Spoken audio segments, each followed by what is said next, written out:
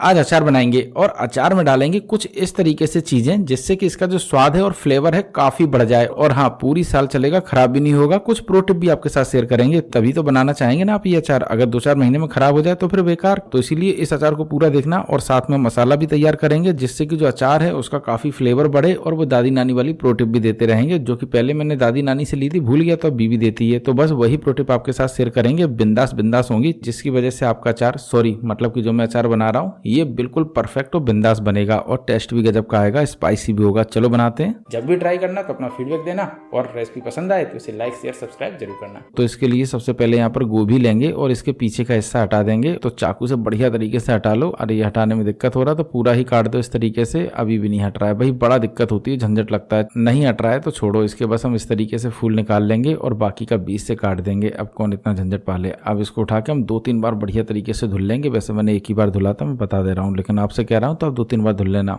अब यहाँ पर लेंगे अचार की मोटी वाली मिर्च, वैसे से हम अचार की मिर्ची कहते हैं, आपके यहाँ पर इसको क्या कहते हैं। फिलहाल मैंने इसको अच्छी तरीके से धुल लिया था, बस इसे हमें पोंछना बाकी रह गया। तो बढ़िया तरीके से पोंछ लो जिससे कि जो अचार की सेल्फ लाइफ है वो बढ़िया तरीके से बनी रहे। अब लगभग सारी की सारी मिर्चें पोंछ ली हैं तो इसे सीधा हम काट लेंगे एक प्लेट में। तो ध्यान रखना है कि प्लेट हमें बड़ी ही लेनी है और इसको काटते समय ध्यान रखना है कि छोटा छोटा काटना है, बड़ा बड़ा नहीं, क्योंकि हमें सारी चीजें छोटी छोटी ही डालनी है जिससे कि इसका फ्लेवर बना रहे। तो बस हम इस तरीके से पहले काटेंगे, फिर इस तरीके से और अब इस तरीके से छोटा छोटा काट लेंगे। तो बस इसी तरीके से हमें काटना है छोटा छोटा। मिर्च को छोटा छोटा काट लिया है। तो जो मैंने गोभी को धुला था ना उसको भी छोटा छोटा काट लेंगे। अभी आपको बड़ा लग रहा है तो बस हाथों से उठाएंगे और ये देखो चूर चूर हो गया। बस इसी तरीके से काटना है छोटा छोटा। तो सारा का सारा गोभी हम इसी तरीके से काट लेंगे क्योंकि हमें छोटी छोटी हर चीज रखनी है जिससे कि इसका स्वाद, फ्लेवर और सेल्फ लाइफ दोनों बनी रहे। अब गोभी को हमने छोटा छोटा काट लिया है, मतलब कि अभी छोटा छोटा नहीं हुआ है, तो इसे हम चाकू से छोटा छोटा कर लेंगे। बिल्कुल सिंपल है, जो भी बड़े बड़े पीस हैं बस उन्हें उठा के छोटा छोटा कर लेना है और बाकी के हाथों से तोड़ मरोड़ लेंगे और इन सभी को अच्छी तरीके से मिक्स कर लेंगे। मतलब कि ऊपर की चीज नीचे, नीचे की चीज ऊपर एक बार हो जाए तो ठीक रहेगा, जिससे कि जो धूप है ना वो प्रॉपर लगे। अब ये तो हमने सिर्फ 2 चीजें डाली हैं, लेकिन अब बढ़ाएंगे इसका फ्लेवर। और फ्लेवर बढ़ाने के लिए सबसे पहले लेंगे एक कूड़दान, इसमें डाल देते हैं 15-16 कलियां लहसुन की। और ये बड़ी वाली लहसुन की कलियां हैं, अगर छोटी छोटी हैं तो 25, 30, 35, 40 जो भी आपको लगे उस हिसाब से डाल दें। नहीं खाते हैं तो इसे छोड़ दें, इसमें दूसरी चीज डाल के काम चला लें। फिलहाल मैंने यहाँ पर छिलके सहित ली है, बहुत अच्छा टेस्ट आता है, तो छिलके इसमें बने रहने देना, कोई दिक्कत नहीं। अब इसको अच्छी तरीके से कुचल लेंगे, मतलब कि बिल्कुल अच्छी तरीके से चूर चूर नहीं करेंगे, बस कुचलेंगे जिससे कि जो इसका फ्लेवर है ना वो बढ़ जाए। तो इसीलिए इसको कुचलना है, जैसे मैं आपको दिखा रहा हूँ, बस इसी तरीके से कुचलना है। अभी अच्छी तरीके से कुचल लिया है तो इसे भी इसके ऊपर डाल देंगे। डायरेक्ट सब एक ही बर्तन में रखेंगे तो बहुत ज्यादा बर्तन नहीं रखने हैं, सबको एक ही में डाल देना है। सारा का सारा डाल दें, लेकिन थोड़ा सा दूर दूर डालें, इससे क्या है कि जो लहसुन है ना वो भी हल्का सा धूप में सूख सके, तो इसीलिए थोड़ा सा दूर दूर डालना है। अब लेंगे फिर से कूड़दान और इसके अंदर डाल देंगे 3 से 4 इंच अदरक का टुकड़ा, लेकिन उसको हम काट के डालेंगे। इससे क्या है कि इसे भी कुचलने में आसानी रहेगी, तो इसीलिए हम इसे काट के डाल रहे हैं, बढ़िया तरीके से कुचल जाएगा। अब इसको हम कुचलेंगे बढ़िया तरीके से, तो जैसे मैं कुचल रहा हूँ इसी तरीके से कुचल लो, बिल्कुल बारीक नहीं करना है। अब अदरक हमने अच्छी तरीके से कुचल लिया है तो इसे भी उठा के सीधा डाल देंगे सब्जियों के ऊपर और इसे भी फैलाते हुए डालेंगे ताकि हल्की फुल्की धूप इसमें भी लग जाए। अब सभी को बढ़िया तरीके से मिक्स करेंगे और इसको इस तरीके से फैला लेंगे। बिल्कुल सिंपल है कि सारी चीजें ऊपर नीचे और दूर दूर रहनी चाहिए। आप चाहे तो बड़ा बर्तन भी ले सकते हैं। फिलहाल इसे हम उठा के सीधा धूप में रख देंगे कम से कम 6 घंटे के लिए, और अगर बहुत ज्यादा धूप हो तो 4-5 घंटे भी काफी है। और ऐसा करना भी बहुत जरूरी है वरना इसकी सेल्फ लाइफ कम रहेगी और पानी छोड़ेगा और ये गीला गीला हो जाएगा। वैसे भी हल्का फुल्का गीला तो हो ही जाएगा, लेकिन सेल्फ लाइफ बढ़ेगी, तो इसीलिए धूप में सुखाना बहुत जरूरी होता है। तो जब तक ये सूख रहा है हल्का फुल्का तब तक मसाला तैयार कर लेंगे। तो एक पैन में 4 साबुत लाल मिर्च डाल देंगे। आप कहेंगे अरे मिर्च का तो अचार है ही, अरे भाई इसका स्पाइसीपन अलग होता है, जरूर डालना। इसी के साथ डाल देंगे सौंफ, लगभग 1.5 चम्मच जितनी। आप चाहे तो क्वांटिटी थोड़ी सी बढ़ा भी सकते हैं, घटा भी सकते हैं, मसाले अपने हिसाब से आप बैलेंस कर सकते हैं। इसी के साथ डाल देंगे 1 चम्मच जितना जीरा, साथ में कलौंजी डालेंगे थोड़ी सी, आप चाहे तो अवॉइड भी कर सकते हैं। बस इतने ही मसाले डालेंगे, बाकी के बाद में डालेंगे, तो स्किप मत करना, पूरा वीडियो देखना। अब इसको हम भूनेंगे मीडियम टू हाई फ्लेम पर कम से कम 1 से 1.5 मिनट, बहुत ज्यादा नहीं भूनना, इतना काफी है वरना ये जल जाएंगे। तो छोटी छोटी बातें ध्यान रखनी है।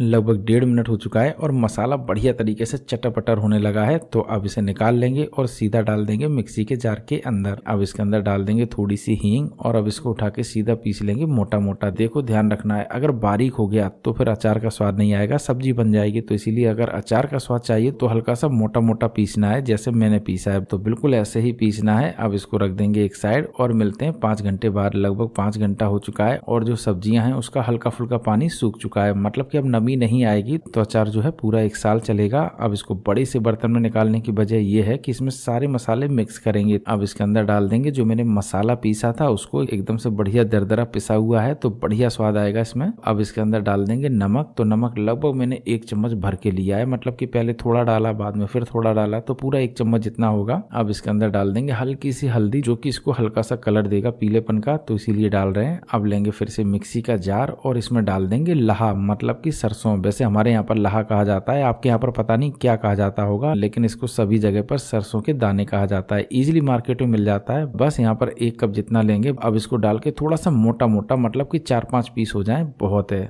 तो बस इस तरीके से पीसना है। मैं दिखा देता हूँ। अब इसे भी उठा के सीधा सब्जियों में मिक्स कर देंगे और यही देखो इसके टेस्ट को बढ़ाएगा, तो इसे तो जरूर डालना होता है किसी भी अचार में। वैसे अगर आप बताएंगे तो प्रॉपर एक अचार के मसाले की रेसिपी आपके साथ शेयर कर देंगे, जिसे आप किसी भी सब्जी के अंदर डाल दो उसका अचार परफेक्ट बन के तैयार हो जाएगा। तो कमेंट करके बताना। फिलहाल इसके अंदर डाल देंगे सरसों का तेल, तो लगभग आधे कप से थोड़ा सा ज्यादा होगा, तो हम पूरा का पूरा इसके अंदर डाल देंगे, क्योंकि इसके अंदर तेल तो भाई लगेगा थोड़ा बहुत, और यही इसके टेस्ट को बढ़ाएगा भी और इसकी सेल्फ लाइफ भी बढ़ाएगा। तो दोनों काम यही करेगा। फिलहाल इसमें डाल देंगे सिरका, और ये सिरका होता है गन्ने के रस का, ना कि व्हाइट विनेगर जो बाजार में आता है। लेकिन अगर आप बताएंगे तो इसकी रेसिपी भी आपके साथ शेयर कर देंगे, क्योंकि गर्मी की सीजन आ रही है तो गन्ने का रस तो मिलना शुरू हो ही जाएगा। तो आप कमेंट करना, अगर नहीं है तो आप व्हाइट विनेगर भी डाल सकते, कोई दिक्कत नहीं। लेकिन यहाँ पर हम बिल्कुल थोड़ा सा डालेंगे, क्योंकि अगर बहुत ज्यादा डालेंगे ना तो जो सब्जियां है ना वो गल जाएंगी, और गलने के बाद फिर आप जानते हैं अचार बिल्कुल बेकार हो जाएगा। तो इसीलिए इसकी क्वांटिटी कम ही रखनी है। अब इन सभी को हम अच्छी तरीके से मिक्स करेंगे। बस इतनी ही चीजें डालेंगे। आप चाहे तो इस अचार में 1-2 चीजें बढ़ा भी सकते हैं, सब्जियां घटा भी सकते हैं। बाय द वे अब इन सभी को अच्छी तरीके से मिक्स कर लेंगे। तो आप चम्मच से चाहे चम्मच से करें, हाथ से चाहे हाथ से करें, लेकिन बिल्कुल साफ होनी चाहिए, पूछी पुछाई, मतलब कि पानी यानी कुछ भी नहीं होना चाहिए, बर्तन में भी नहीं, चम्मच में भी नहीं और हाथों में भी नहीं। और देखो देखने से लग रहा है कि भाई ये तो मुझे लग रहा है कि जो पनीर की भुर्जी होती है ना, बिल्कुल उस तरीके से तो